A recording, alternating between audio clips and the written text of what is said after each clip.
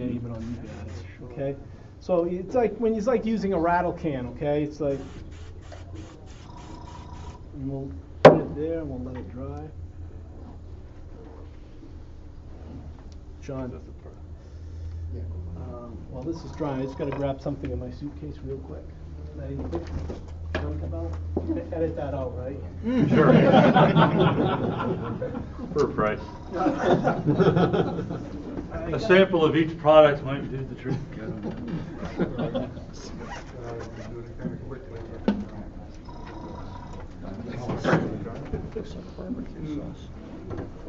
Absolutely. He makes. That's his last name.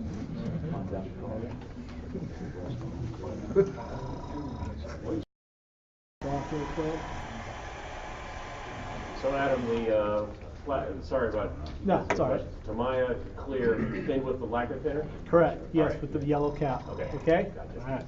And we're going to put on another coat here. The thing about the hairspray is it dries pretty flat. Not matte, but just flat.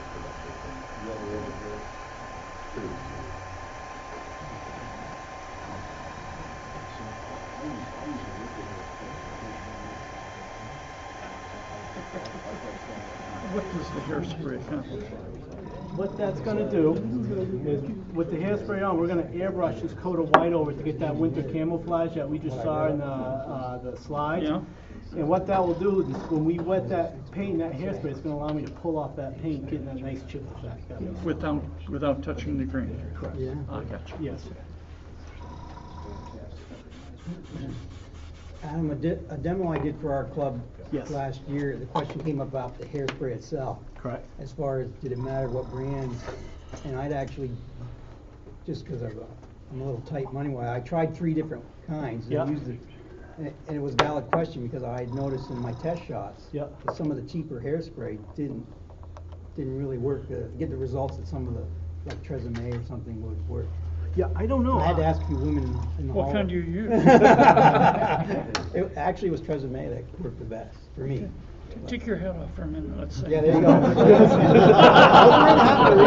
had a full head of hair last year. Yeah, got a little close to the fumes, but it was a question I thought I'd ask too because. Well, you know, like AK Interactive and like Vallejo and some of those brands, they have their own that stuff now too, and I've never used it. I've been told it doesn't have, it may not attack the paint as much. I'm not sure. I don't know. I've been using this all the way through, and I've had pretty good luck Yeah. with it. I mean, I've been using it since the beginning. All right, so let's. How much was that? No, joke. How much was what now? How much white did you just pour in there? About this much. Okay. About a dime. Now we got here. Mind you guys, this is sparkling water, but I don't think it's going to make too much of a difference. Put a sparkling finish on your. If it really is sparkling water. I know it is. Sparkling. Yeah. More metallic. What brand of sparkling water was it? Perrier. Vallejo. That'll be next. Hey, get off Vallejo. It's about half and half I would do, guys, when you're thinning the Tamiya paint with tap water in this manner. You have a stirrer for this, one of those little Tamiya stirrers, but I left it at home, so I'm just using this old brush. Yeah, whatever works, right? Okay, let's see how this works out.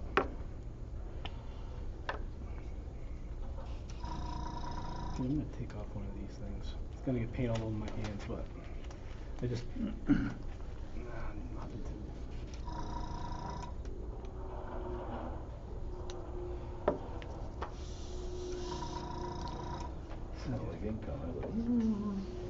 It looks like it might be pretty dry. Almost. Can I get you to hold my airbrush for me, please? Sure.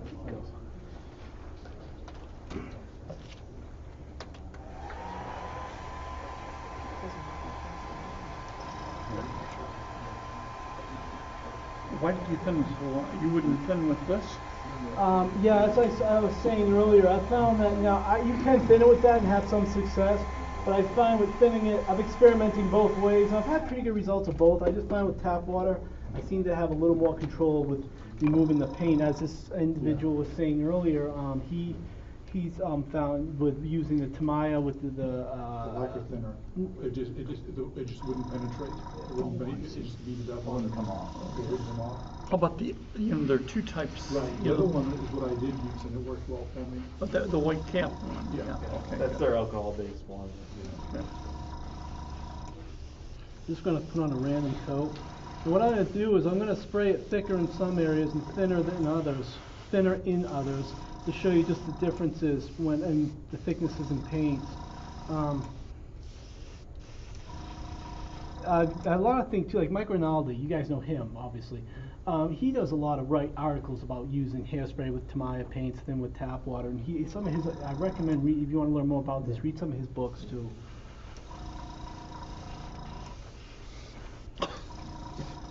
And again, we have to kind of, when you're adding water, sometimes clean off the.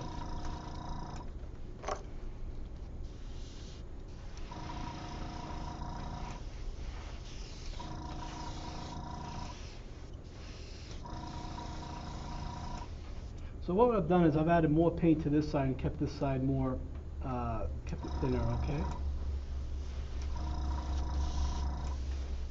And in painting a tank, that's what you do. You just Yeah. put a little thicker places. And Correct, and like I said, luckily when you're adding a winter camo in this manner, it's harder to spray the Tamiya paint because you're thinning it with water, which is not usually what you're supposed to be thinning with. But if you clean the brush with a bit of lacquer thinner or isopropyl rubbing alcohol, you should be able to fix it up a little bit. And again, just practice on test pieces prior to. Alright, that looks good enough. Let me just, excuse me while I just clean my airbrush real quick so it doesn't clog up on me. Yeah.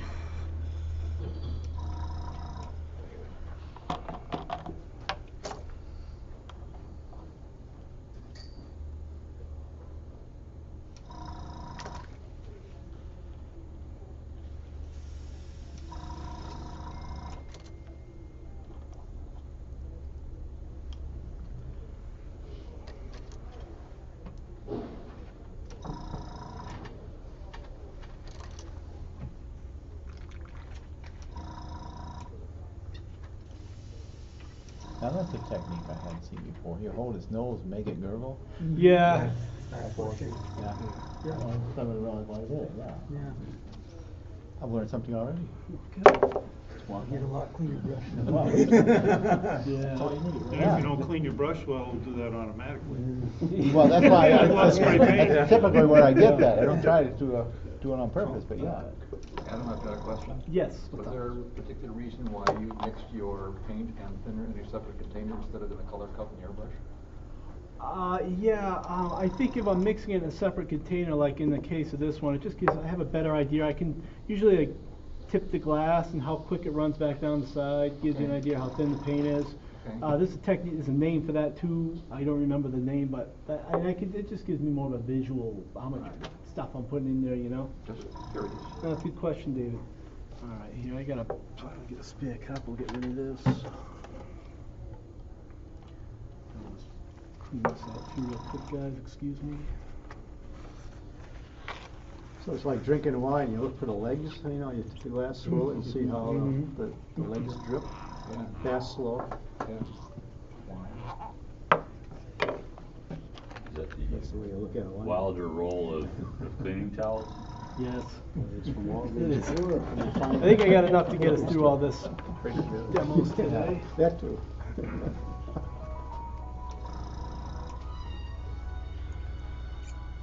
Alright. No worries, man, I got 2 terabytes of disk.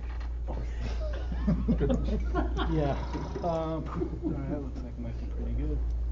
Okay, this will be our trash cup.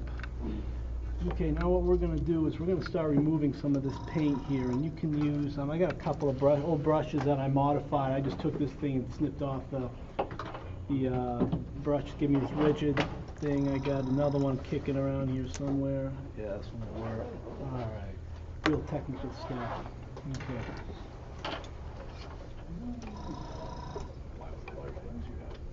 You're fine. You guys see how all that's coming off?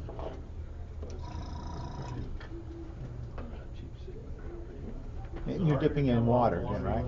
Correct. Yeah, now we're dipping it in water, okay? And for some reason, this time it's coming off very easily. I'm gonna have to try the sparkling water, no question about it. No kidding, huh?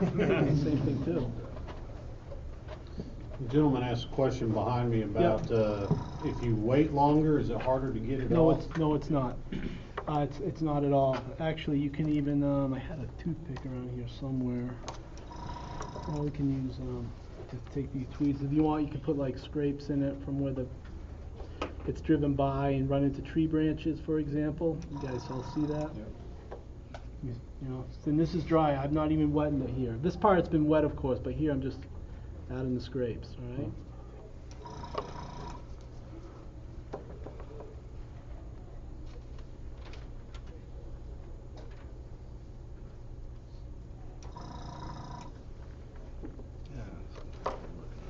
Does acrylic paint get the knot over enamels? Excuse me? What's up now? Acrylic paint, you're using acrylic paint. Yes, I am. That's much better than enamels. For this The step, it process. is, yeah.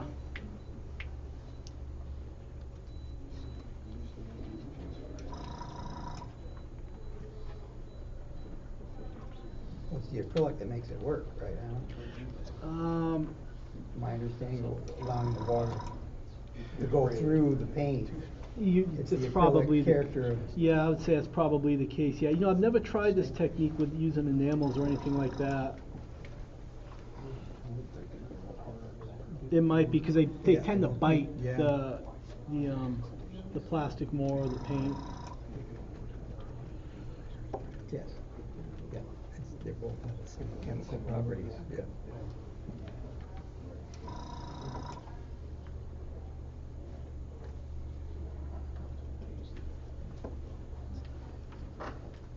In the areas we put on thinner, you can pretty much remove it off.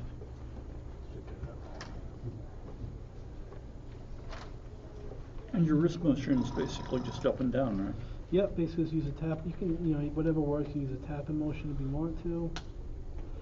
You know, you can use a more of a circular motion, but you tend to wipe it off in bigger amounts that way. You ever use sharp objects? Yeah, like right here, like I just did with the tweezers, see those Okay. scrapes? Yeah.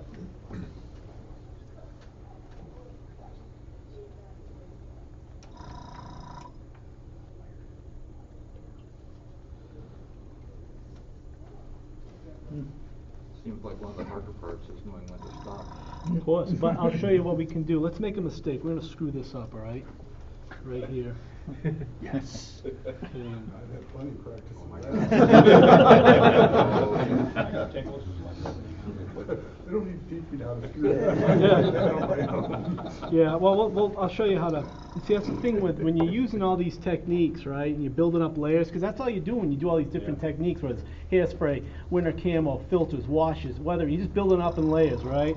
That's the best thing about it, is if you do something wrong somewhere, you can go back and forth with the different techniques to fix. And I'll show you some of that when we do the chipping too. It's real difficult to screw up for the most part, you know.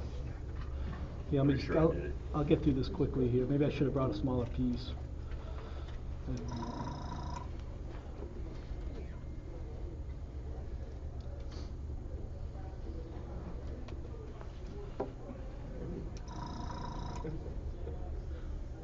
You can see where the paint's thicker, it's a little harder, it comes off in smaller amounts.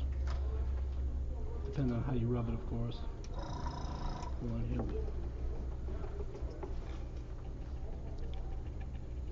But now you see what I mean with the hairspray, and we're getting that winter finish on it.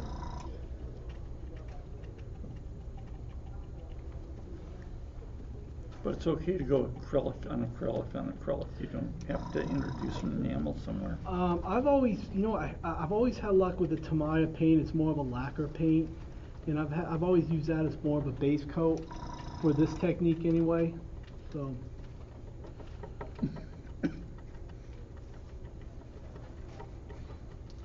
I did have an incident where I used acrylic Yep.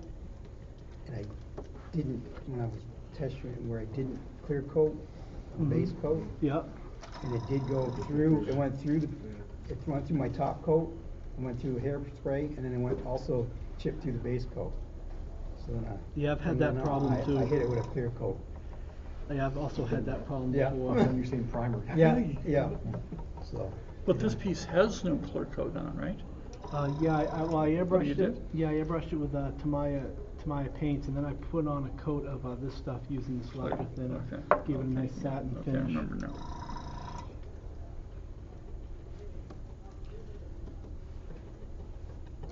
So which one goes first? Clear coat and then hairspray? Correct. Yep.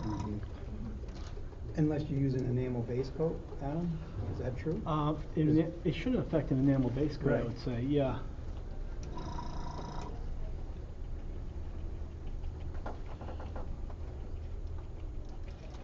Usually what I do though is I'll always use acrylics or like Tamaya lacquer paints for the base, because when you go over it with the enamel washes and everything, the enamel won't attack the base coat.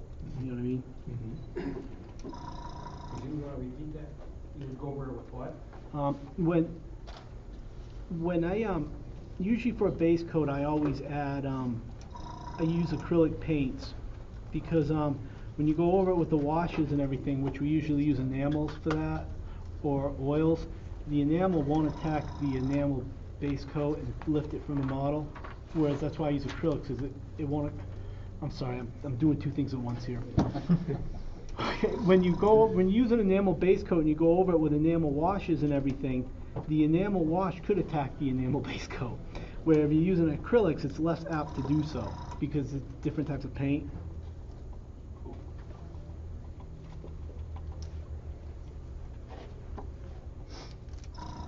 But wouldn't acrylic attack an enamel?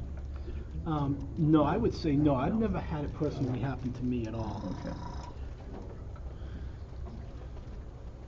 Okay, we're almost done, everyone.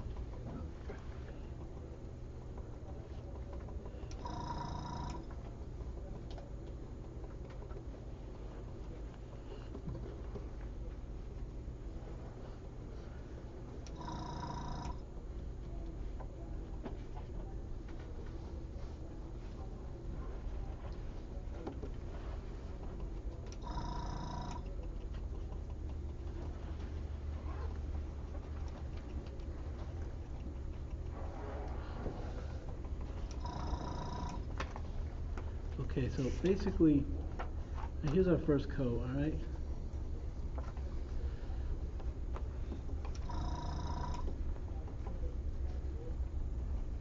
Now, this is, like I said, there was a few places I didn't like, in which we screwed up. We're gonna fix this area because I think we removed too much of the paint, okay?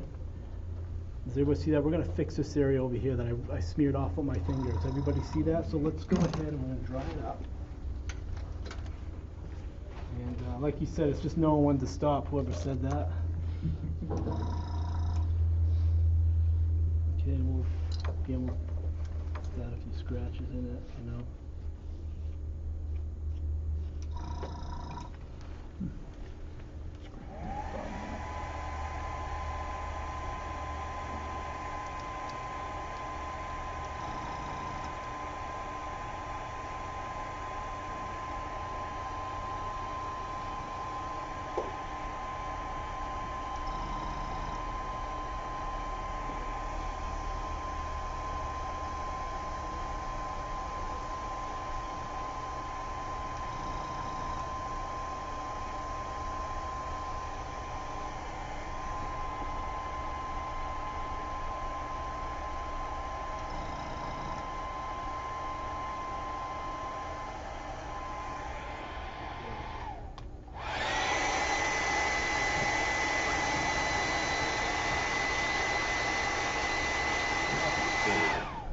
So how many pounds per square inch is a hairdryer?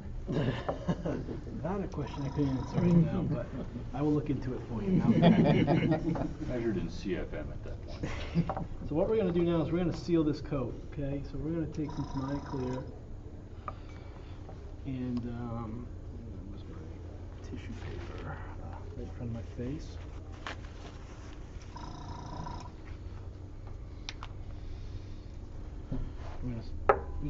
This time we can use a little bit of lacquer thinner just for the clear coat.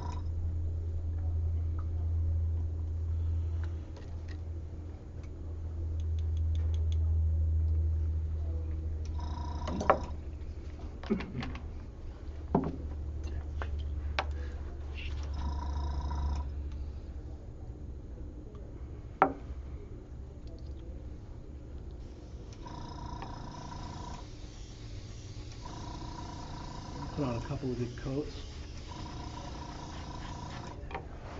For that one. All you guys up front can breathe the fumes. You hear anybody complaining? Getting the full benefit. Yeah. The full benefit.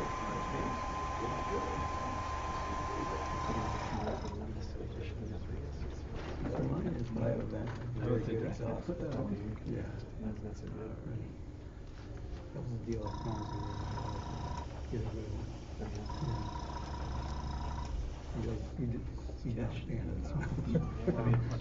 My old booth she did like, so I got a new one. Quick.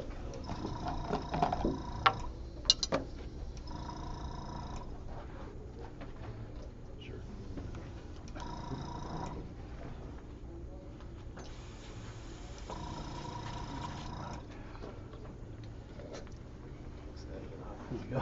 Thank you.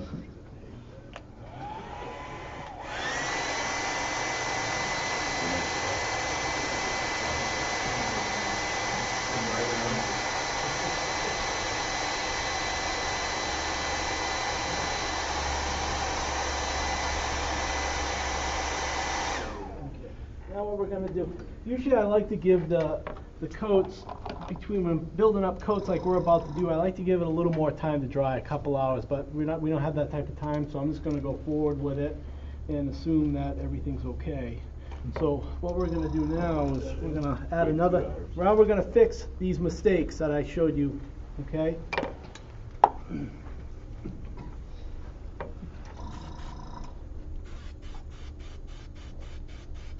With all these layers you're placing on, sooner or later, if there's fine, subtle detail, you're going to level it all out in it. No, usually when all these layers, I've found that they actually dry. They dry pretty flat, and you don't have that type of problem. So we're gonna let that dry, and we're gonna mix one more.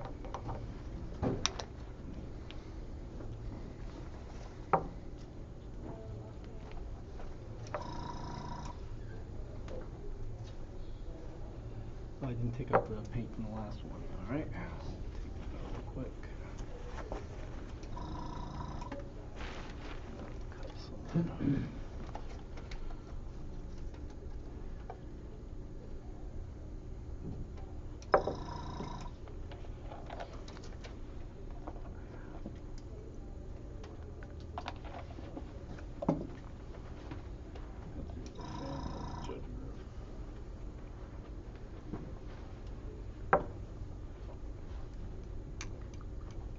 Be a mandatory fresh air break. Yeah.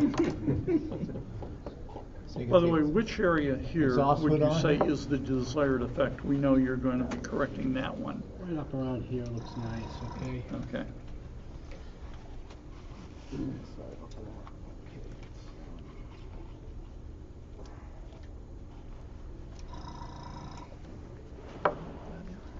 Yeah, that should be almost dry.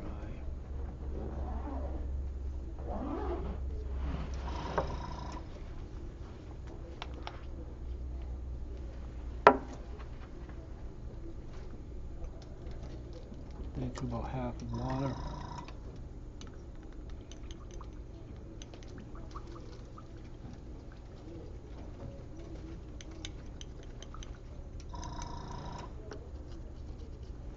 Okay, let me make sure this is dry.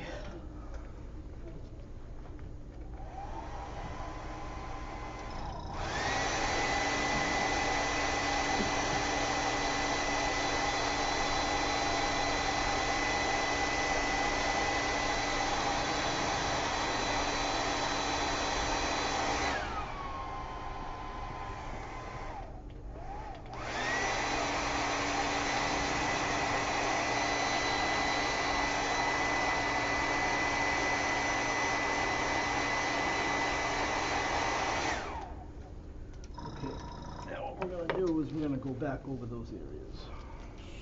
Yeah, I'll get it. One moment. Thank you.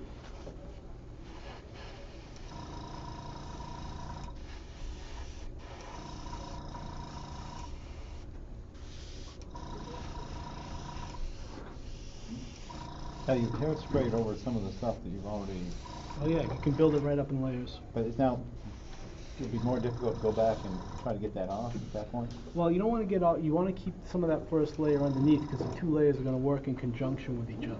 Yeah. Okay. That's why I like to wait and let the first coat dry for a few hours prior to moving forward like we are, but we just don't have that type of time. Probably didn't thin this enough, but.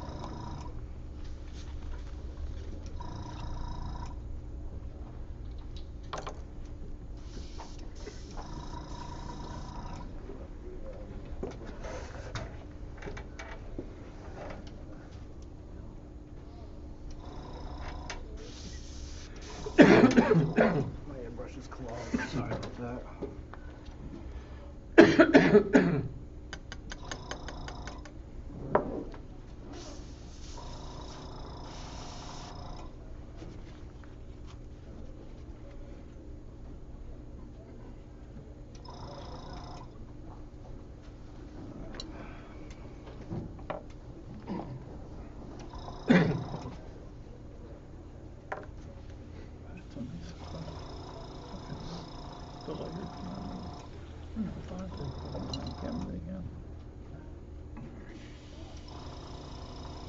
Alright, it's working a little better. One moment, people.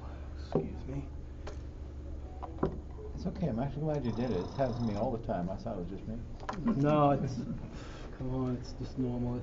Part of it, holding an airbrush, the first thing you should always do is take it apart and understand how to clean it quickly, you know?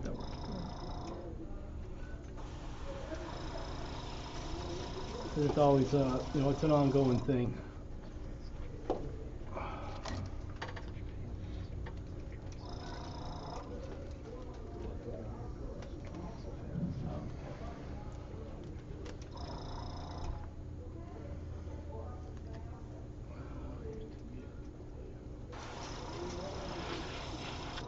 Alright, I'll bring this down a little more. I was actually surprised that happened. It usually doesn't happen.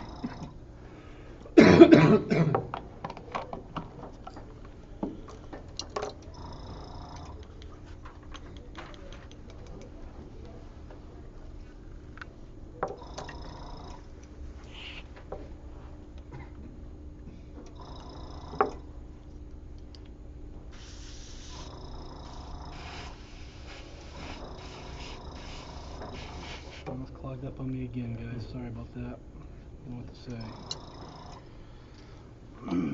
Would a larger needle and nozzle help Well, that situation?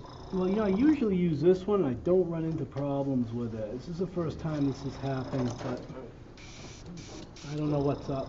What else? You've got a bunch of people watching you, that's all. Yeah, I know. Hold on a second.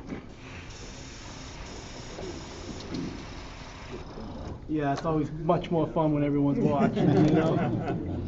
No pressure here. Yeah. Well, thanks.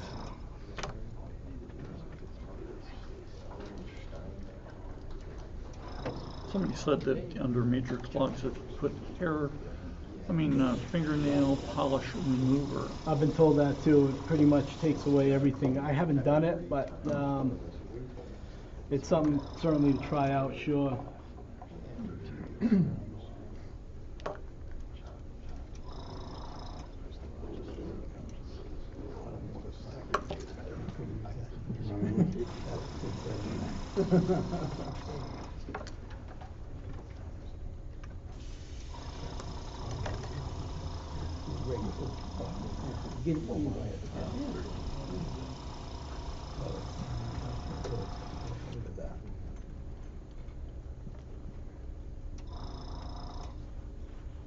Cool bonus. Airbrush cleaning class. There you go.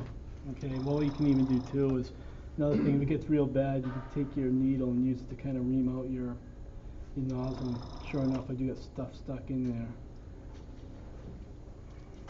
But yeah, Airbrush 101, guys.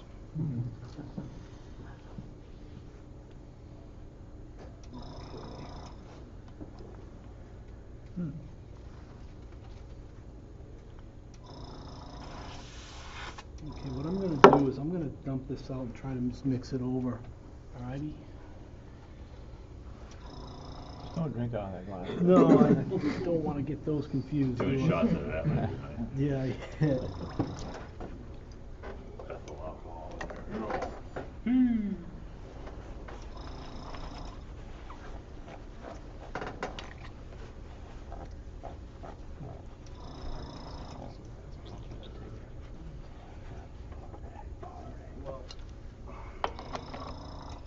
Okay, let's try this one more time. Let's see where it goes. Lacquer thinner. Oh.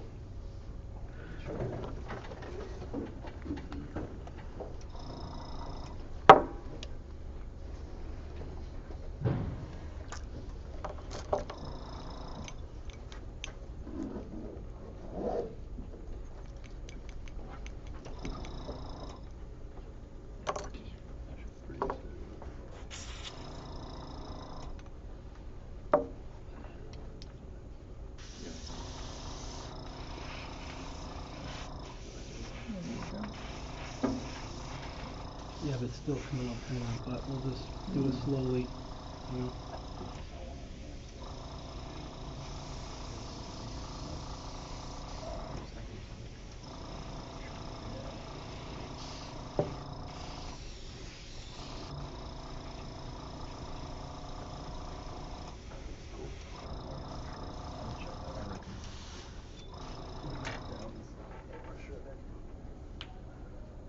What pounds do you spray it? Normally, right there. You're around 20 psi. 20, okay.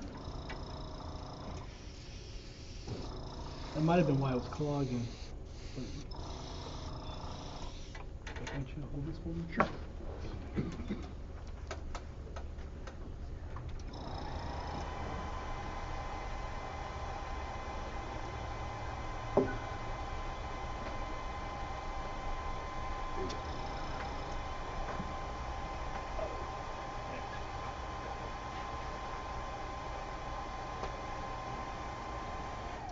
Okay, everybody see what we got here now?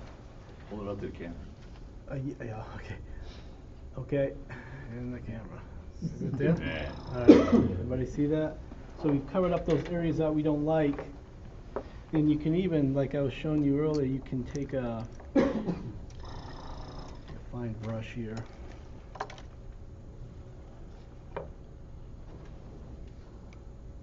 I'm just going to add some runs in it.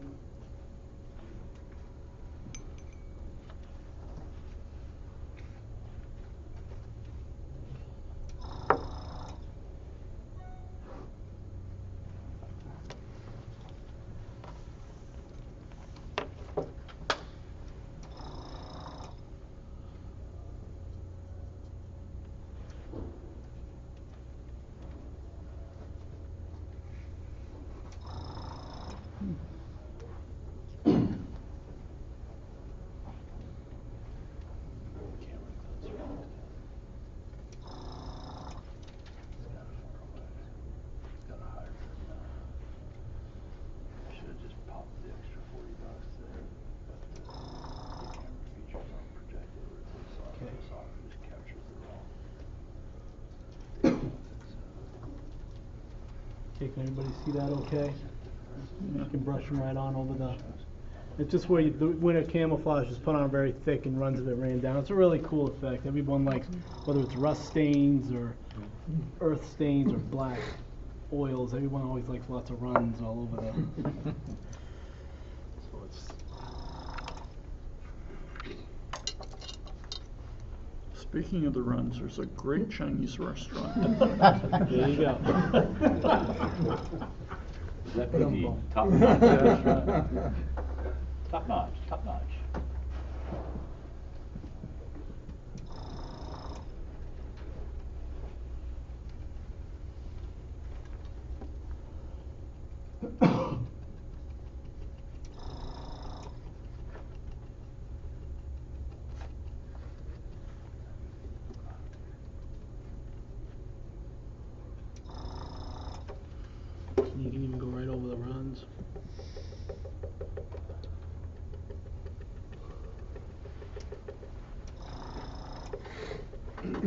And you don't really have to take off this entire coat, we're more or less just using it to touch up areas.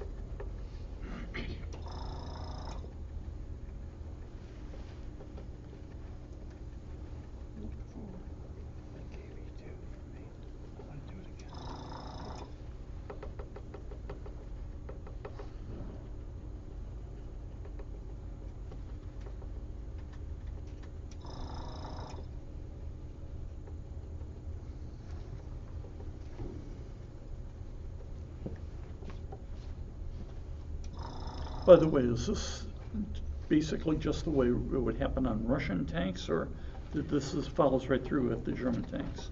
Yeah, anything, I would say anything, especially like World War II and even a lot of the Cold War era stuff, sure, you can do these same techniques on it. I do the same thing on the German tanks. I've done it on Tiger tanks. I've done it on most of the Russian stuff that I do. And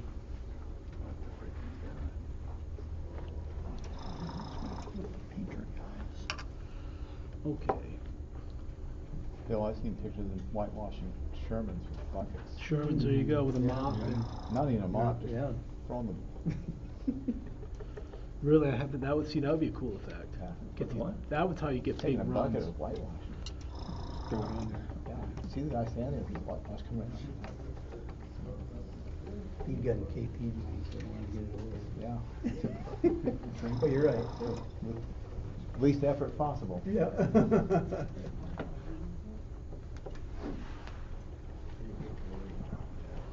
Okay, can everyone, I'll dry this off.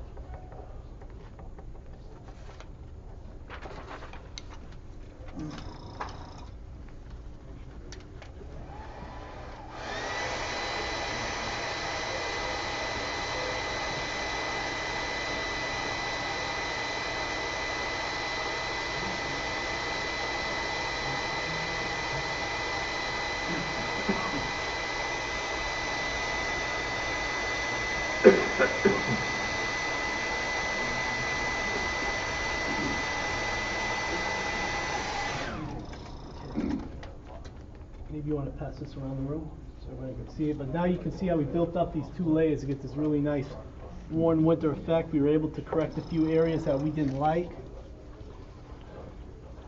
Adam, with the second application. Correct. Did Yes. you get through the first application of white or just down to it? I just went right down to the first one. That's why we sealed it with that clear. Okay. I thought that's the point you were trying to make. Exactly. And what we're trying to do with this one, this second coat works in conjunction with that first coat to give it that. Yeah. And you can, again, it's always like areas where you take off my glass, I can't see. There's areas where you remove too much. You can go back and just reapply it and work back and forth until you get a result that you're happy with. Mm-hmm. Adam, what would be the next piece that you do? I mean, the thing, it's the way you want it, it's dried hard. So now what? What do you do, dirt, or that's the next? I'll show you. That's the next part. Yeah. That's the next one. Good, good. I found out at the main mall. A friend of mine from Russia was down. He's a Breaking Bad fan too, and he's like, "Oh, we got to get this." I'm like, all right. Adam, would you use this application before or after the application of decals? That would be. I would do that after the decals. Great question, pal. Yes, good question. You would do this after the decals? Yes, you would. Then you just airbrush around the decals and you just chip it around the decals. Sure. Oh, Yeah. okay. Yeah. That's yep. That's exactly what I would do. And even you could have some of the runs going over the decals too. Sure. Real cool effect, you know. Yeah. All right, what are we doing next? Oh yeah, I gotta seal it real quick, and then we'll apply a filter to it. Hopefully I brought it. Let's see.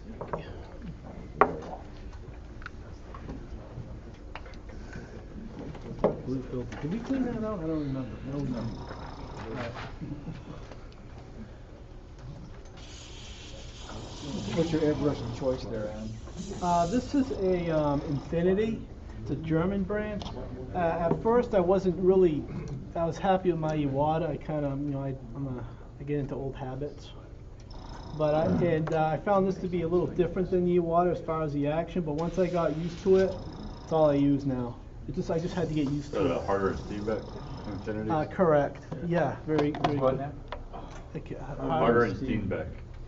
They're usually here, I don't think they're here this year though. That's not in Iwata? Nope.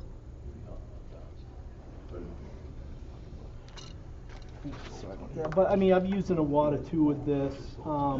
I like this one. I like the double action part of it. Again, it was different than the Iwata. And at first, I was kind of like, I don't think so, blah blah blah. And then it was more of a birthday present. I could see the guy was frustrated that I wasn't using it, so I made a point of using it. And now, I said, you know, I wouldn't go back. I mean, if I had a Iwata, I'd like to have one around just for general coats and stuff. I mean, they work. They're both good airbrushes. Okay. That's what happens to me all the time. But yeah. Everybody gets pleased. Anybody have any questions at the moment while I'm doing this? Yeah, well, When you were talking about where you used your airbrush or your hot air blower to speed things up, that works, but as a rule of thumb, you have better results, more consistent results by just letting them air dry and take your time between your layers. Well, yeah. If I'm doing something like oil paints and stuff, blending oils and stuff like that, you can use a hair dryer. But stuff like this, just to be real, be real careful with it, I give it a little time to dry, because sometimes I've gone through and I haven't given each layer, you know, the first white coat and the clear that I sealed it with, I don't give it time to dry, and then sometimes I'll just start chipping it right back down to the base color, and it kind of nullifies the whole step. So you got to really let it.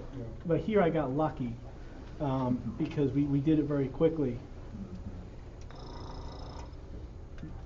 But a lot of that too is I tapped it very lightly. I've been doing it a while, so you kind of learn how to sneak around things sometimes a little bit, you know.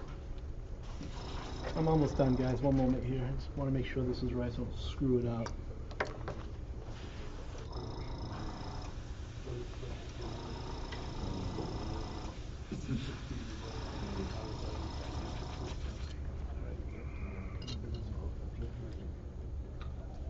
Okay, what we're going to do now is we're going to seal it again real quick.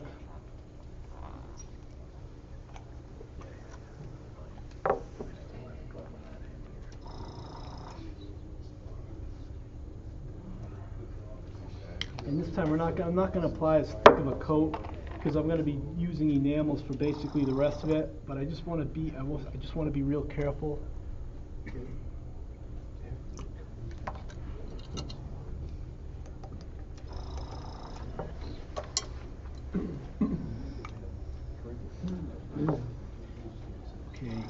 Oh, thank you.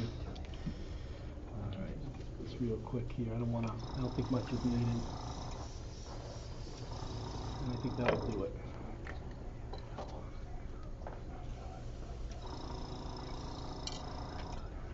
Okay.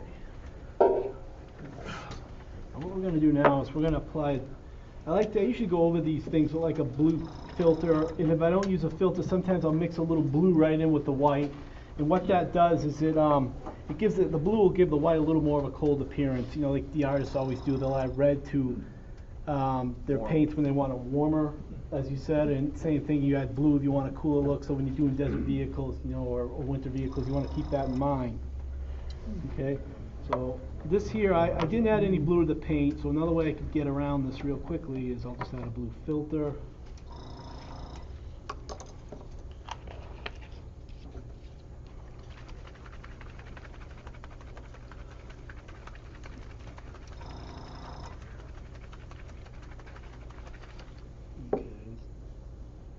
I think it might be good enough.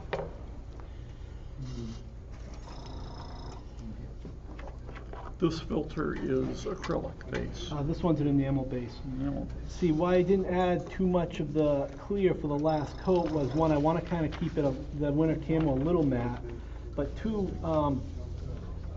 whereas we're going to be going over with enamels, it's less apt to attack the lacquer hairspray and the coats and the acrylic coats. So what I'll do is I'm going to take a general brush. It's good here.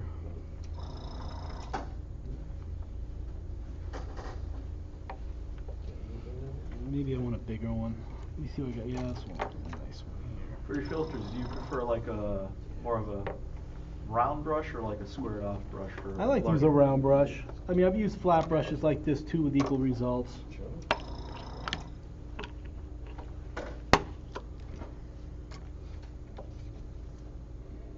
I'm just gonna have some in here to clean up my brushes. Do you ever apply your filters with like an airbrush versus the brush? Sure. Tamiya clear paints, like the smoke, they have a clear green, a clear yellow, a blue, an orange, and a red. I've done that too to help blend like color modulation and stuff. That's just, there's all kinds of filters. It's not just these types in the jars. There's all types. Speckling can be a type of filter.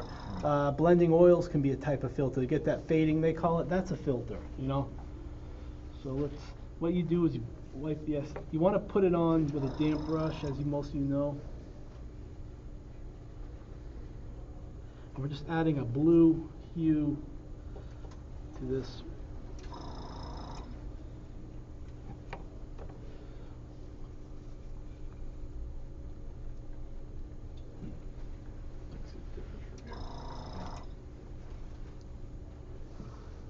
It's real stuff, but it gives it a bit of a colder look.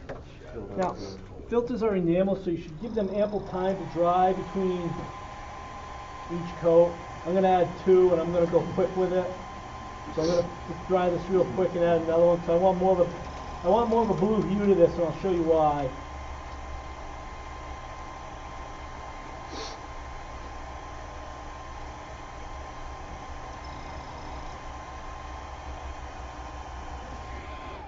I'm just going to add one more real quick. Again, you should give ample time for these things to dry, because if you're not quick with the passes when you're adding the second coat, you're just going to blend the first one. You're not careful, you're going to get a big old wash. And, what's the difference between a wash and a filter? A filter is something it gives you you put it onto the model of the surface in a uniform manner, and that uniform manner will it will change the tint of the base coat or the winter camouflage or whatever it is. Where a wash you add on to it, bring out highlight shadows, to bring out like seams, rivets, stuff like that. You put a wash on in a large amount like this, so it will collect around and in pools. Where you put on a filter, more dry like this. So again, you're just adding an even coat over the surface, just to give it more of a, in this example, more of a blue tone. Does a wash replace the use of a filter, or a filter? Depending on how you add it, yes. If you give a general wash to the model, like I was talking about this individual over here an hour ago, it will highlight the seams and details of your bolts, your weld seams, stuff like that. But it will also it will change the color of the surface in general, because you're applying it over the whole surface. Do you understand? Well, yet, let's see.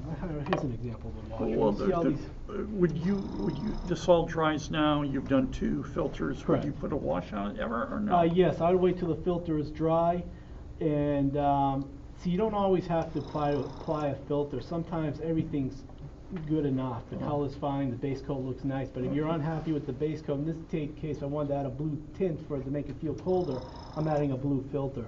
But if you want to get more of a wash, in this case, see how it's bringing out these stars and these words? See, I'm putting it on with a wet brush, and see how you're bringing out all these. Yeah. That's a wash. Okay. Okay. Where we just put it on. Now I'll show you a filter. Let's take all this off, or most of it, and we're just going to apply it on to try to add a blue tint to this whole thing in general. Okay. And I'd use a damp brush and I'd build it up in layers. And we're just slowly getting a blue hue to the top. But you got to dry it, add another one, dry it, add another one, build it up. So the whole thing will look blue, and not just in the pools and around the letters. You understand? Yes. So use a wash to highlight details. Use a filter to alter your base tones. Okay. Does everybody understand that? Yep. Yeah, it was confusing for me for a long time too. Adam, Yes. can you just tell me the name of the blue you're using? This is called dark blue filter. Okay. Yeah, it's a good one. So I'm going to make sure this is dry.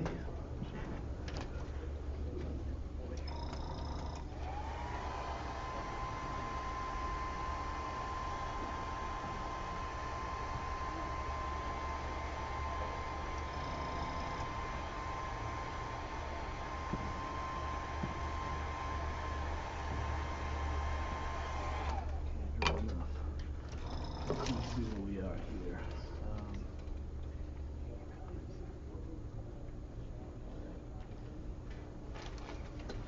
Okay.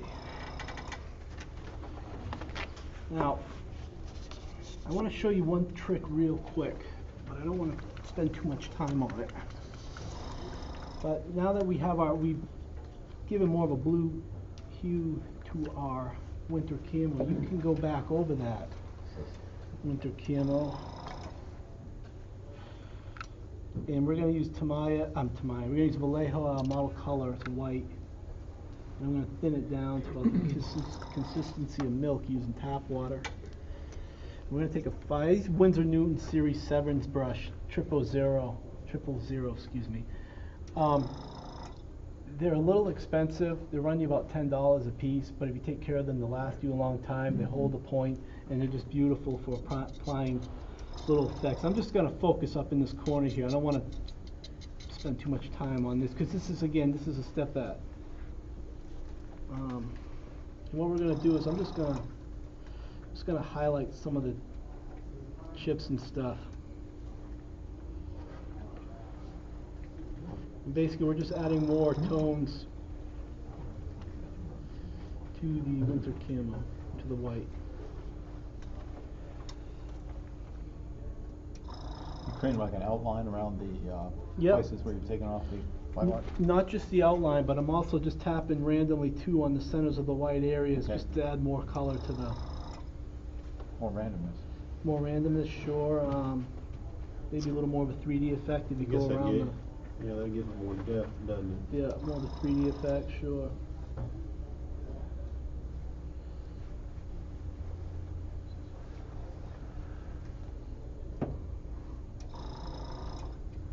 And you can even use it too, like to highlight some of the scratches. Oops.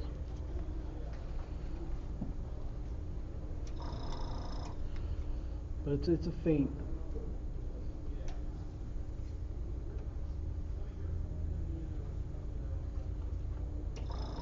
But it's right up here in this corner, and you just pass that around real quick, and I'll get set up for the next step.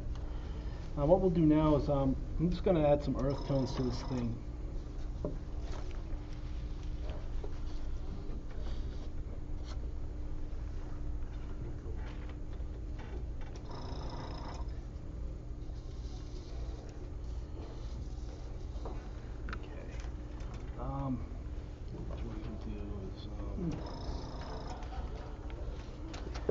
When you're using like these nitroline earth tones, okay, you want to mix them up really well, like you would any type of enamel product. They'll settle on the bottom, and the better you mix them up, the more you're going to get out of them, the better they'll work for you.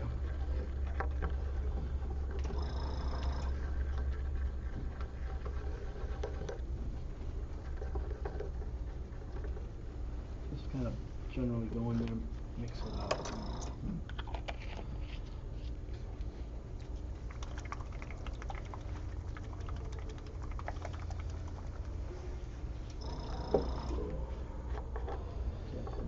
Let's see. Use this color too. Get a dark pigment tone.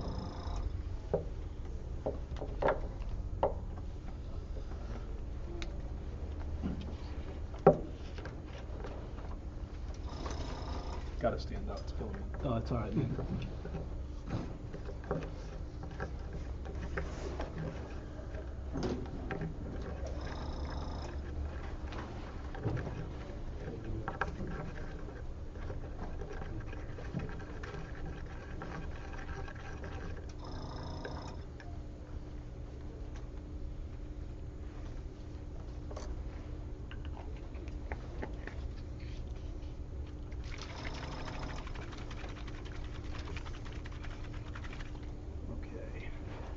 Alright, where's that piece? Someone stole it. Right here. It's on a necklace now. Yeah, there you go. It's on eBay. For $5 on the floor. Looks like it, huh? It's up for an award. It's up for an award, huh? Alright. It's worth every penny. Yeah. It's on eBay and it's up to $200. Back here, I haven't seen it yet. Yeah.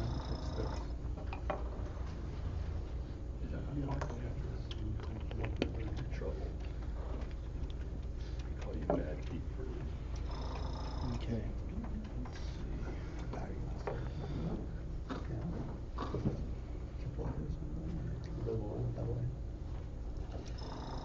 Okay, this being the top of our vehicle here, and this is going to be the bottom, all right? So I'm going to weather toward the bottom.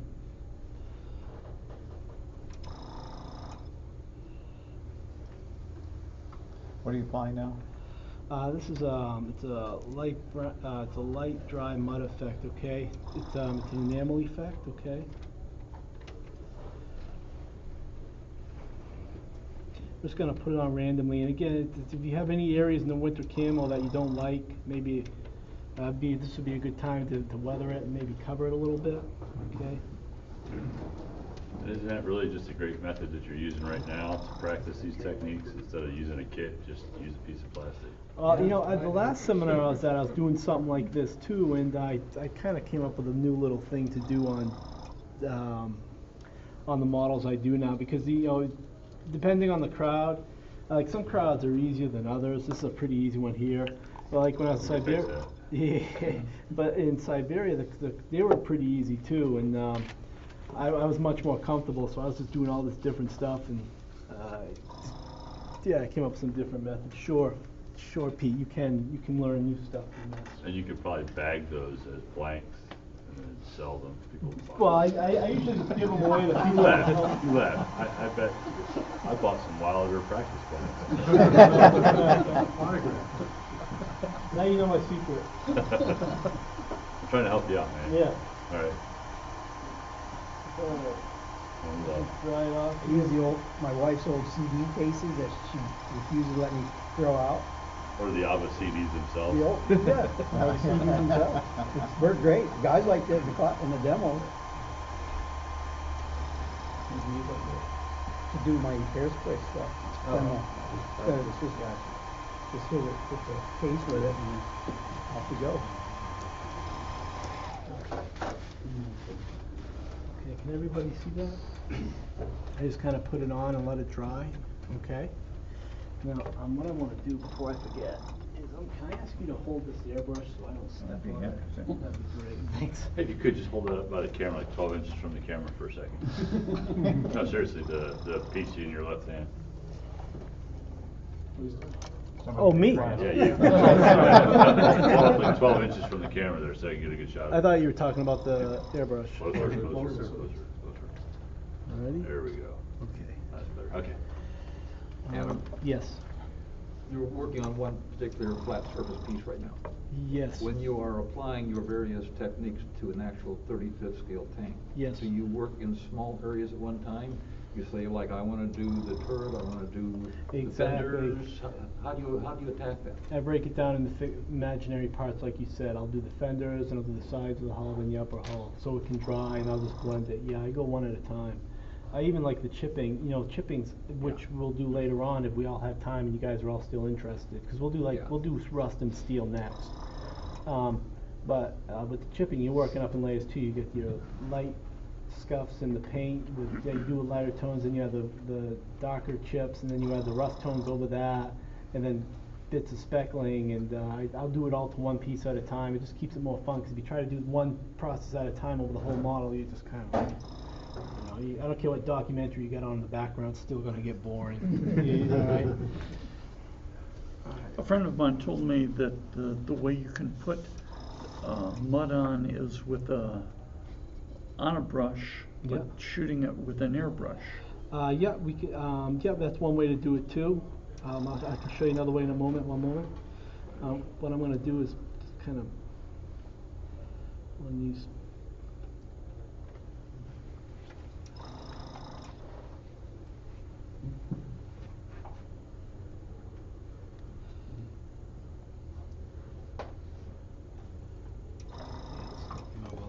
In the way, guys. Sorry about that. What are you thinning that with? This is enamel thinner. It's an enamel thinner. Most of enamel thinners will work,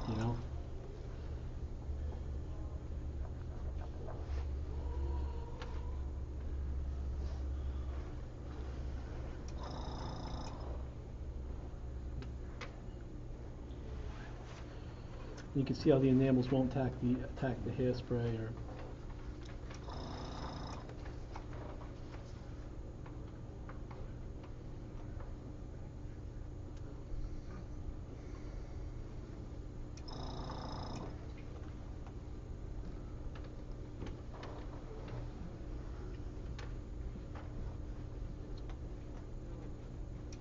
Is there a piece of paper that can get, that says, I mean, I keep thinking, am I gonna remember this, and then that, and then two of these, and then, You mean as far as like?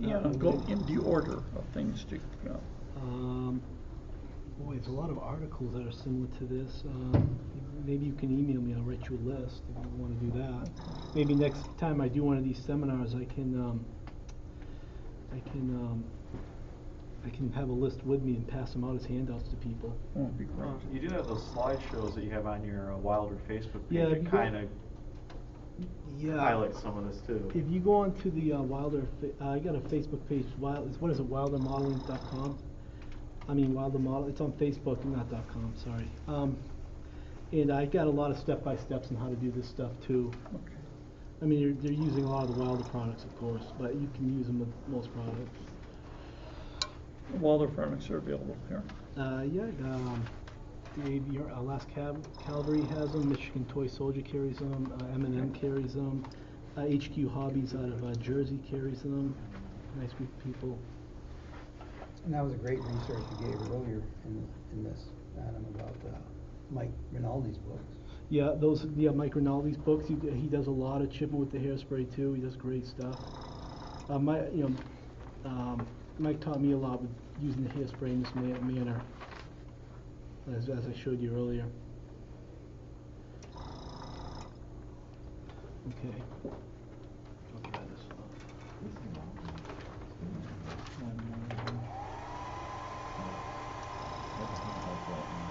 Yeah.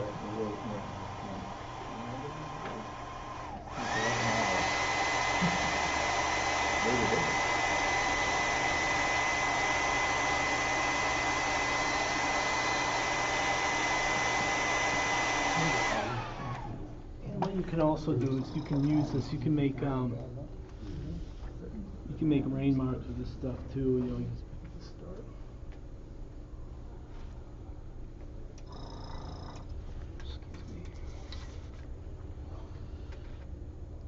Ready for that? That's one. Everybody see that? Just making these vertical lines.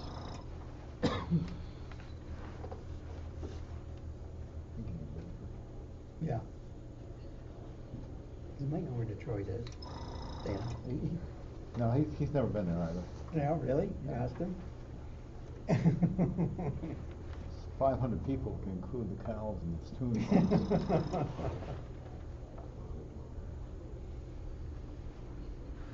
So at what point in time do you say enough's enough? That's up to the modeler, and that's just some people say when I do this a lot and I finish a lot of models, you hear some people think they're overdone, other people love them. It's all just up to the opinion of who you are and what you're trying to do. Okay, but everybody will dry this off and pass it around.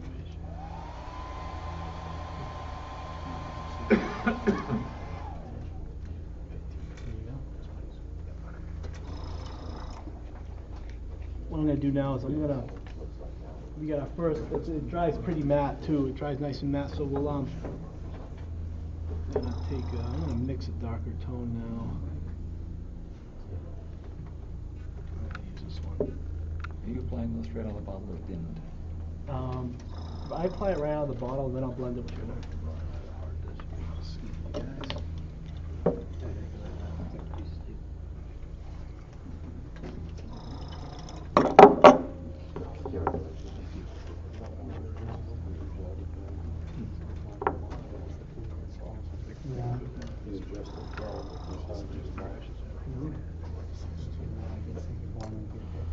Camo locks, because I got a really big jar. Always make sure the threads on your jars are clean if you want them. Or have one of these handy. Helps having a square bottle. What's up now? Helps having a square bottle, get those round bottles. Yeah, yeah, you can really hold on to them, with these Nitroline products, these earth tones, you really got to mix them up good. You know, take an old brush, one of those Tamiya stirrers or something, and really get down in there and mix up So much those time. pigments. You know. Yeah. But you know, you just go. These are watercolor. Nope, they're on the Enamel. Yes, yep. All of them. These Nitroline products, yes, are enamel, okay? And you can you can use most types of. We have our own enamel thinner, but most types of enamel thinner will work on them. Even Yeah, in the 6 course, you're gonna just send my metal, you can 3 course, at least the color I'm looking for. Whatever the color you're looking Okay, it's just shake it up really good. How much longer do you think you're gonna be? I'm just curious. On this one, Yeah. about 3 hours, maybe 4. No, about 15 minutes. You're close to that, no. About 15 minutes, We're okay? good. Cool. Okay, where's that piece? Is it on eBay yet, or? So, like with this one, Yep. you'd put your decal on it right now, Sure. and then Yep. spray around it. You got it. Well, Well, like, obviously, you'd miss some places, and you'd trim you'd mess it up, right, a little bit. well, what I would do with that, if I was doing a winter camo on that, Yeah. you know, on that, I would put on the decal or the dry transfer, then hit it, then airbrush it with a coat of clear to help blend blend in the decal or the transfer, whatever it is, with the rest of the base coat, make it look a little more natural. Then you add your hairspray and you start doing all that stuff, okay? In watching you work, you seem to like a stippling effect. Oh yeah, I always do that. Like even with chipping, if we get that far, again, it depends on how far you all want to go.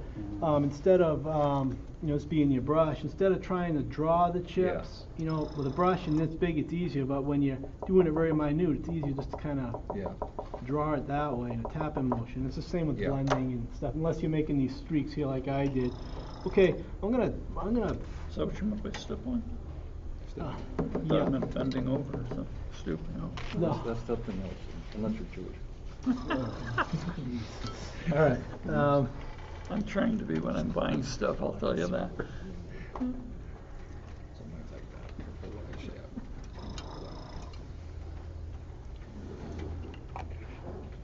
using a dark earth tone here, and I'm just going to add a bit of this wet effect here.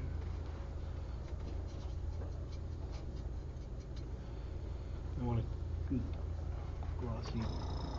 You always go like mud to dark mud? You can. It doesn't matter. I sometimes go back and forth. Oh, okay. But usually I go light to dark. Yeah, why not? And just for the sake of demonstration, what you can also do to further alter the tone is you can take a pigment like this. You can mix the pigments right in with which we'll do here, just to show it to you. And if you want, again, have alter your color, give it a little bit of texture. Okay. And again, we're just gonna randomly add some dark mud in the parts of the bottom. Again, normally I would let this first lighter tone dry so we don't pick it up, but I'll just be real careful, just something to keep in mind. Did everybody see that? Okay. Everybody see that? Oh, yeah. That's so cool. I never thought about using a pigment that way. You see that? Just hold it up like that. No, up. There you go. Cool. Thanks. Just think of all the YouTube fans you're gonna have. Yeah, I know. I ought to try that sometimes, a YouTube page or something. It might be fun.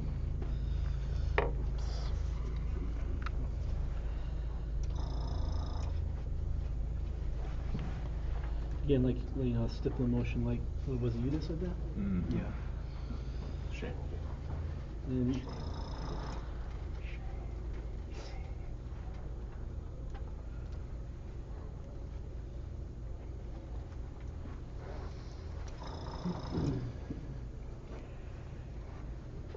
I call it shame too.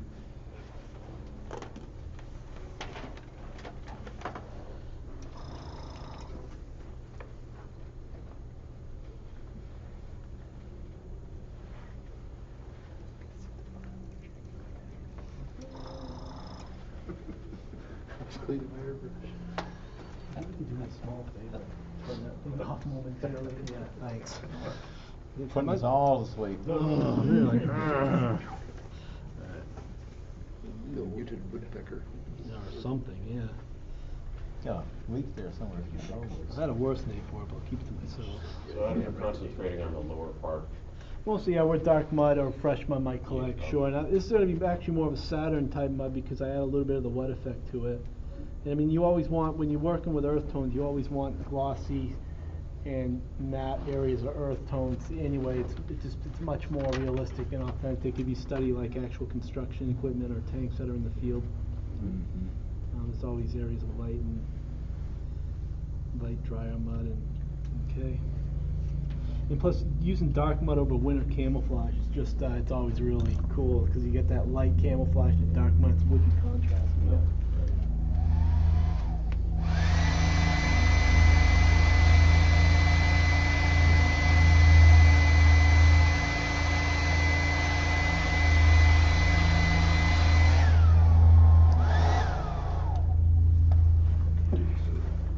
What I'll do after is I'll just take a brush. And usually when you're working with enamels, you always have those things referred to as tide marks. I'll just go in and blend them in real carefully.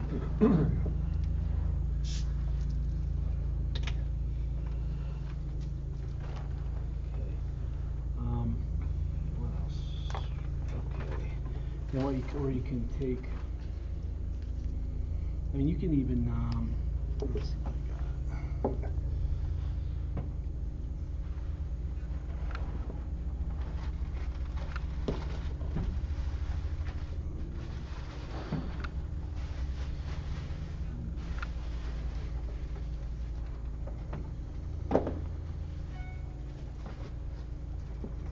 This is something here we got called speckling effects. And speckling is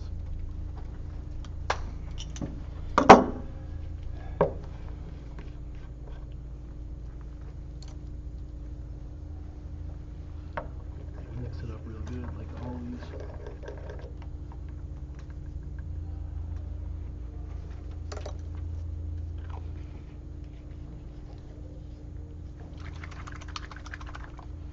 I'm sure you guys are all familiar with this too. A lot of people write about this in the articles. You take what you call a stencil brush, a stiff bristle brush, and you can just Oh yeah. you even take a little bit. Finger get dirty? Oh, it does. And if you want, you can even make it less opaque and add a little bit of, I'll get a little bigger. Yeah, careful, your glasses get dirty too. Yeah. Is that water you dip that in? No, that's enamel thinner. Enamel thinner. Yeah. That's the same thing some people do with an airbrush too. Yeah, you can, like someone brought up earlier, you can use an airbrush for that effect.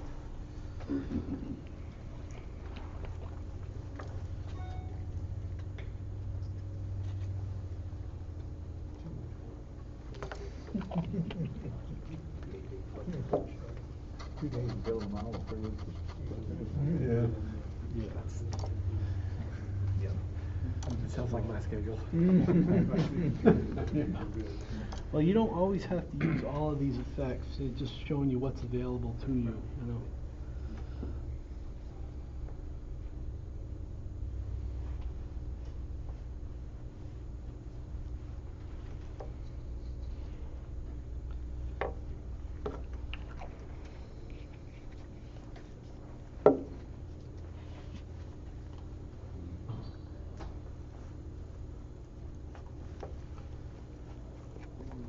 You can even just, if you want, you can add some wet areas over some of the. Is that gloss? It's a type of gloss, yeah. It's Murky water. yeah. You can even if you want. What's always interesting too is you can take a fine brush like this.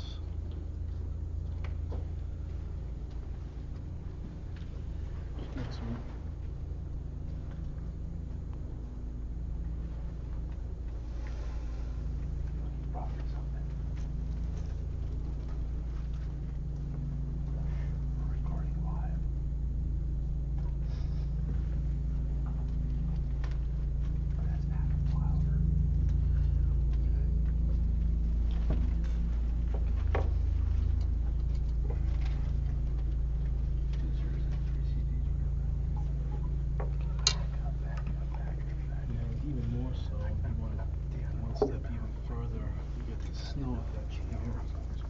Let's try this off real quick.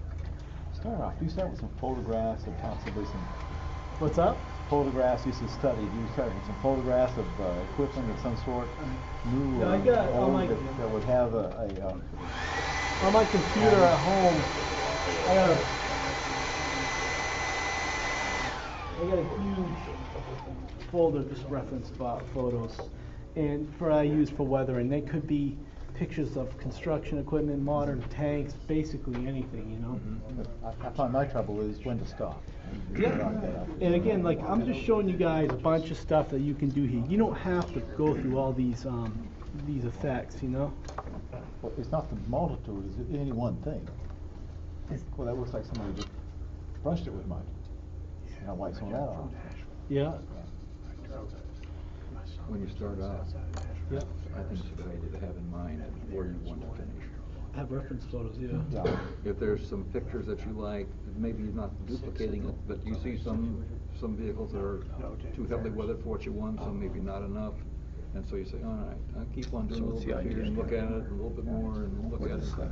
Okay. This is a type of snow. I find, Oh, it's snow. no, we'll do a little bit, walk away. Okay. Yeah. It's a texture. back later. It's a acrylic textured mix. Yes. It's a type You of can always add more quality.